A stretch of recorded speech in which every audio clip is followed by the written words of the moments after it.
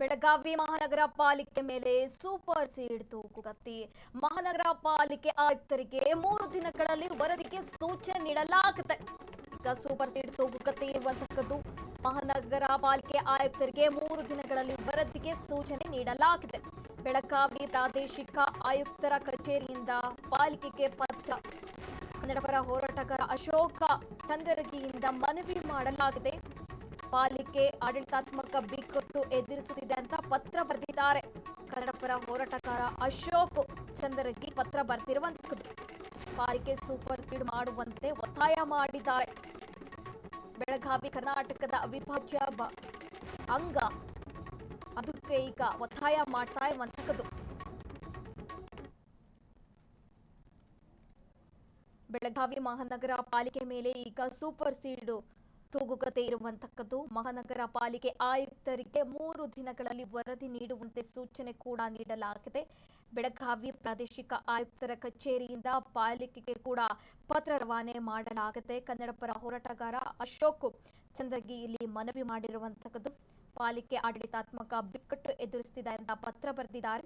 ಕನ್ನಡಪರ ಹೋರಾಟಗಾರ ಅಶೋಕ್ ಚಂದರಗಿ ಪತ್ರ ಬರೆದಿ ಇಲ್ಲಿ ಮನವಿ ಮಾಡಿದ್ದಾರೆ. ಪಾಲಿಕೆ ಸೂಪರ್ ಸೀಡ್ ಮಾಡುವಂತೆ ಇಲ್ಲಿ ಅಶೋಕ್ ಚಂದರಗಿ ಕೂಡ ಒತ್ತಾಯ ಮಾಡಿರುವಂತಕ್ಕದ್ದು. ಹಾಗೆ ಬೆಳಗಾವಿ ಕರ್ನಾಟಕದ ಅವಿಭಾಜ್ಯ ಅಂಗ ಅಂತ ಗೊತ್ತುವಳಿಗೆ ಇಲ್ಲಿ ಒತ್ತಾಯ ಮಾಡಲಾಗ್ತಾ ಇದೆ. ಬೆಳಗಾವಿ ಮಹಾನಗರ ಪಾಲಿಕೆ ಮೇಲೆ ಈಗ ಸೂಪರ್ ಸೀಡ್ ತೂಗುಗತ್ತಿ ಇರುವಂತಕ್ಕದ್ದು. ಮಹಾನಗರ ಪಾಲಿಕೆ ಆಯುಕ್ತರಿಗೆ 3 ದಿನಗಳಲ್ಲಿ ವರದಿ ನೀಡಲು ಕೂಡ ಸೂಚನೆ ನೀಡಲಾಗಿದೆ. ಹಾಗೆ ಈ ಕುರಿತು ಪತ್ರ ಕೂಡ ಪಾಲಿಕೆಗೆ ಬರೆಯಲಾಗಿದೆ. ಕನ್ನಡಪರ ಹೋರಾಟಗಾರ ಅಶೋಕ್ ಚಂದ್ರಗಿ ಮನವಿ ಮಾಡಿದ್ದಾರೆ. ಪಾಲಿಕೆ ಆಡಳಿತಾತ್ಮಕ ಬಿಕ್ಕಟ್ಟು ಎದುರಿಸುತ್ತಿದೆ ಅಂತ ಕೂಡ ಅವರು ಇಲ್ಲಿ ಮನದಟ್ಟು ಮಾಡಿರುವಂತದ್ದು. ಹಾಗೆ ಪಾಲಿಕೆ ಸೂಪರ್ ಸೀಡ್ ಮಾಡುವಂತೆ ಕೂಡ ಇಲ್ಲಿ ಅಶೋಕ್ ಚಂದ್ರಗಿ ಒತ್ತಾಯ ಮಾಡಿದ್ದಾರೆ. ಮಹಾನಗರ ಪಾಲಿಕೆ ಆಯುಕ್ತರಿಗೆ 3 ದಿನಗಳಲ್ಲಿ ವರದಿಗೆ ಸೂಚನೆ ಕೂಡ ನೀಡಲಾಗಿದೆ. ಹಾಗೆ ಬೆಳಗಾವಿ ಪ್ರಾದೇಶಿಕ ಆಯುಕ್ತರ ಕಚೇರಿಯಿಂದ ಪಾಲಿಕೆಗೆ ಪತ್ರ ಕೂಡ ರವಾನೆ ಮಾಡಲಾಗಿದೆ. ಕನ್ನಡ ಪರ ಹೋರಾಟಗಾರರಾದ ಅಶೋಕ್ ಚಂದರಗಿ ಕೂಡ ಇಲ್ಲಿ ಮನವಿ ಮಾಡಿರುವಂತಕ್ಕದ್ದು.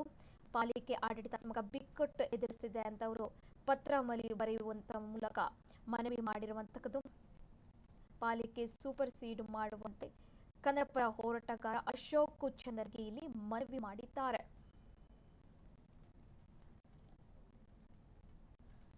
ಬೆಳಗಾವಿ ಮಹಾನಗರ ಪಾಲಿಕೆ ಸೂಪರ್ ಸೀಡ್ ವಿಚಾರ ಈಗ ಗಂಭೀರ ಚರ್ಚೆಯಲ್ಲಿರುವಂತದ್ದು. ಸದ್ಯ ಈಗ ಕನ್ನಡಪರ ಹೋರಾಟಗಾರರು ಕೂಡ ಮನವಿ ಮಾಡಿದ್ದಾರೆ.